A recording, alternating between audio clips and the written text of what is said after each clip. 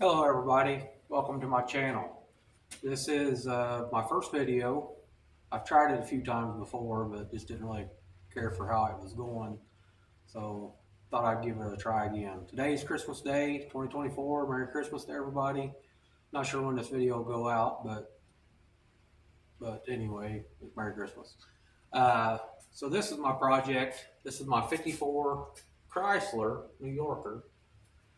I've had this car probably 3 years now, maybe four. Tried to buy it. Long story short, tried to buy it 25 years ago. Couldn't afford it. Set to Barnes for 79. Had a 331 Hemi in it. The motor was locked up. I couldn't do anything with it. I tried and tried. I pulled it apart. It had so much rust in the cylinder that it needed a complete rebuild, and those things are expensive to rebuild. So basically, I'm building more or less a rat rod. I mean, this car has some rust on it along the bottom from sitting, but I mean, other than that, it's solid. But I'm doing a complete tear down of this car, or should I say, I tore the interior completely out of it. Interior's pretty good shape. Took the interior out of it, got rid of all the mice, nests, and all that stuff. Uh, and I'm just kind of going through it and putting it all back together, doing some things to it, some upgrades. A lot of the purists are not going to like it. But basically, I'm using what I have. I've got several small block Chevys laying around and some Ford engines also. But basically, sorry, my camera's jumping around here on me. There we go. So basically, I'm just using what I already have. Like I said, I got a couple small block Chevys. I got several $700 Ford transmissions. I've got some Ford motors. Don't really have any Chrysler stuff. Uh, but I am into these 50s Chrysler products. I've owned several Dodges and Plymouths and Chryslers of this, 53 to, well, actually older than that even. I've had them into 40s, but I really enjoy these 50s cars. They had a lot of style to them. I'm not really, I'm kind of an everything guy. I like Ford Mopars and Chevrolets, but Tri-5 Chevys are just not one of my favorites. I like looking at them. I like to drive them, but they're just not. You go to any car show, you're going to see Tri-5 Chevys. You're not going to see these. Uh, so I'll flip the camera around here in a little bit, show you what I'm working on. Like I said, I'm also kind of in the middle of this. I wished I would have started a video at the beginning, but I've kind of been doing this in sections, and then all summer, this summer, I've built this pole barn here to be able to work on stuff here at my house rather than across town. And then I actually had two different shops for a little while, keeping my race car and my other show cars. And then this was in another shop and I was working on it. Didn't have a lift or anything, so that kind of hindered everything. So once I got this shop built, I put a new lift in, and so it makes everything so much easier. But so what I've got going on here is I've got a small block Chevy out of 87 square body Chevy truck. A friend of mine had the motor, ran real good. He bought the truck to LS swap it. I'm still an old school guy. I haven't really fooled too much with the LS stuff. So I bought the motor off of him and decided to put it in this. I also have a 283 sitting right here that I was originally going to put in it. But this newer motor will be a little better motor, I think. And then I've got a couple $700 transmissions, so I put a $700 with overdrive in it. I don't know if you can see it right now, but I'll show you in a little bit. But I pulled the rear end out of this, and I'm getting ready to work on, which I partially disassembled it a little bit, getting ready to cut the mounting pad, the spring perches off of it. But I'm putting a Explorer 8.8 rear end in it with a 373. And so that'll be a good cruising between the overdrive transmission and the rear end. That'll be a good cruising speed, or make it a nice speed to go cruising on. So my goal for this car is not really. I mean, I'll take it to some car shows and stuff, but it's more or less going to be labeled as a rat rod. Nothing special. It's, I'm gonna give it a good old bath and put some patina, or not patina, but the sauce that they put on it to help it. I'll think of it here in a minute. Sorry. But yeah, I've got some Boyd Coddington Smoothie steel wheels that are the same paint code as what this car is, new. That I'm gonna put on it. I'm gonna buy some white wall tires and put on it.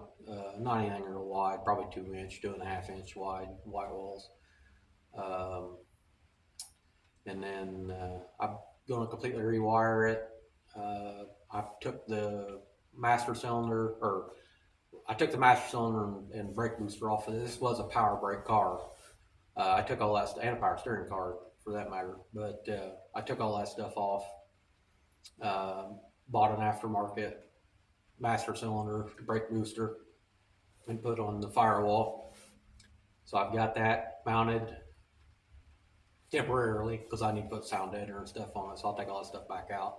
I've got to make a brake pedal for it. I've got a half of a brake pedal, but I have to make the rest of it. I'm just using what I already had around. As far as inside mount, I had a GM, like a 79 Impala brake pedal and setup that I kept, and it mounted. It works perfect. I just have to lengthen the pedal and reverse the arch in it because of the firewall in this car. So I'm in the middle of that. In the middle of the rear end, like I said, I did pull the old rear end out, and I'm sorry if I repeat myself. I'm just doing this off the fly. So I did pull the old rear end out. I'm going to use the stock suspension, stock springs, and everything. This car, believe it or not, only had 30 some thousand miles on it. And so what they thought was, so what happened in 1979 was the transmission had went out, or they thought the transmission had went out. Well, come to find out, the rear end was bad. So yeah, you can just spin, I don't know, probably axle strip or something. You can just spin the yoke and nothing moves. So it makes it feel like transmission just slipping, but actually wasn't anything wrong with the transmission. So, but ended up buying this car. It was under $2,000. I don't remember exactly what I get for it now. Back 25 years ago, he wanted $1,500 for it, and I couldn't afford it at the time, so I passed on it. I had no idea he still had the car. I'd have bought it a long time ago, but it came up on a state auction 3 or 4 years ago, and so I bought it then. But interior was well preserved in this, other than mice. It had the plastic on the seats and everything, so all that got protected. And surprisingly, the headliner looked pretty good. Just had a couple holes in it, but it was full of mice nests and stuff. So I had to tear all that out anyway. Carpet looked good, but I took everything out, seats and all. Got it all stripped down in there. I still got to do some scraping on the roof. You can still get carpet for these cars, and you can still get the headliner for these cars, pre-made. They don't make pre-made seat covers for it. But actually, the seats that are in this, and I'll show them in a little bit. They have some water stains on them, so I'm going to try to get those stains out because they actually are really good seats. So if I can get them water stains out, that's my first option. If I can't do that, then I'm going to see if I can find. eBay's got some cheap aftermarket covers you can put on it that look decent, but I don't know. I'm kind of on the fence on those. To get me by, it might be okay, or I'll just find an upholsterer somewhere. There's nobody in this town anymore, so I'll have to find somebody somewhere else. But I'll get somebody to just recover the seats close to what they are. This car has like a gray interior. Yeah, I'll show you the dash here in a minute, but these red cars, for some reason, they put gray interior in them, or all the ones I've seen they have. So I pulled the dash and everything out of it. The dash is in good shape. I was going to reuse the old gauges, but I went ahead and bought. And when they get here, they're on the way. But once they do get here, I will show another video of those. But I had 5-inch holes, 2 gauges with 5-inch holes, and I found some gauges down while I was down in Florida at the turkey rod run, and they looked like they would work. So I should have just bought them while I was down there. I did end up buying a wiring kit for this car, universal 21 circuit wiring kit. But I should have bought the gauges while I was down there. But I ended up buying gauges from this guy, and they're on the way. They'll be here sometime this weekend. But when I go to mount them, I'll make a shorter video or another video of it.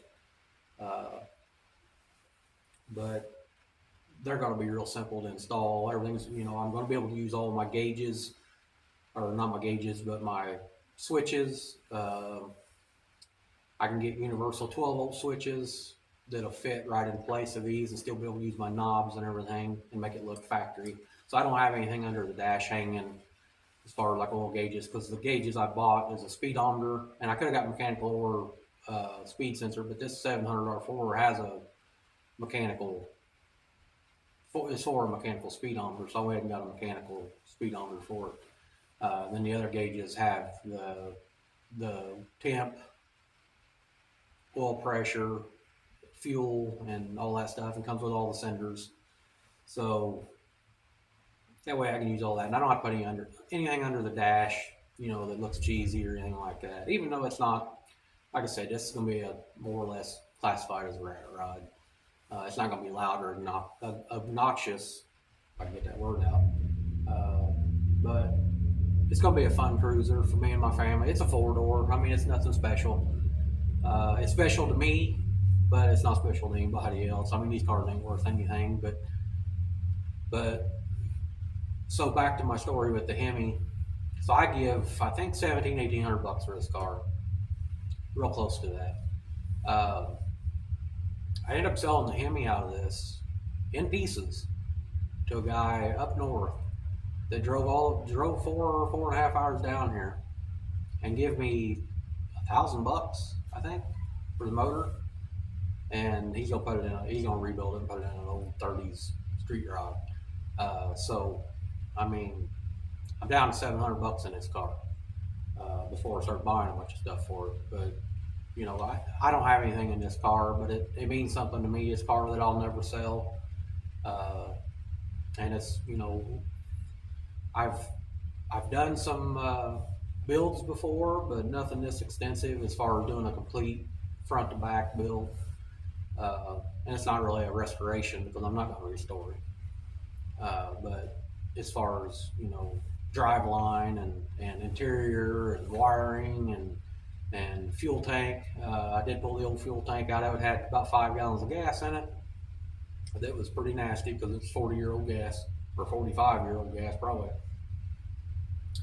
And it looked like Orange Crush when I pulled it out, which I'm sure it's probably regular, the old leaded gas. But the tank, I think, is going to be salvageable. I do have to buy some new straps, which surprisingly, you can still buy straps for these cars. And you can still buy a gas tank. The gas tank's like $350. And I'm not interested in spending that if I don't have to. Obviously, if this tank doesn't work out, that's what I'll do.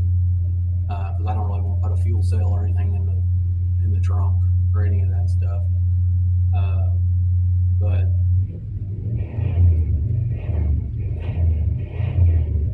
it's perfect time to film a video when neighbor's revving his truck up, but sorry about that. But anyway, I'm going to show you around the car here a little bit, show you what I'm doing. Also, front disc brake upgrade. I bought a kit. I don't remember where I bought it from. It was real cheap. I still have to buy the rotors and the calipers and the brake hoses, and it's a whole laundry list of different vehicles that I have to buy the stuff for, like Dodge Diplomat rotors, Chevy Camaro calipers, Buick Regal brake hoses, And then different bearings for different things. It's a hodgepodge of stuff, but it all works. And so I've still got to get most of that stuff. I've got the calipers and little things, but I still got to get wheel seals and the rotors and all that stuff. That's kind of my last part of this. But I am doing a disc brake upgrade. I did buy a Dodge Dakota front clip with rack and pinion steering that I was gonna just cut this frame off and restub it with that, and I probably still will eventually. But right now I'm going to use the factory stuff. This motor sits in there good. Everything lines up. The exhaust doesn't hit because the gearbox is backed by the firewall.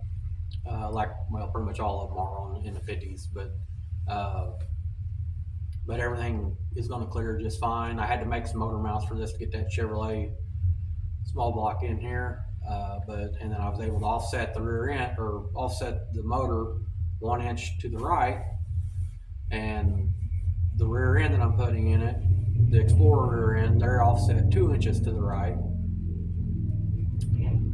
The pinion is, so that's going to line up pretty close. It's going to be off still probably an inch, but alignment front to back ain't as big of a deal as making sure you got your pinion angles right on the transmission, or your angles right, driveline angle right, as far as up and down, transmission to rear end. So that's more what I'm worried about rather than being off to the side 1 inch. Shouldn't be a problem. If it is, then I'll adjust what I need to, but I don't think it's going to be an issue. So yeah, I mean, welcome. Like I said, I hope I hope there's some interest in this. I'm not a real big talker, especially on a camera, so I might be a little skittish at first as far as doing this, but just bear with me, and I'll try not to shake the camera too much and do that kind of stuff. So let me turn the camera around here and show you what's going on and go from there.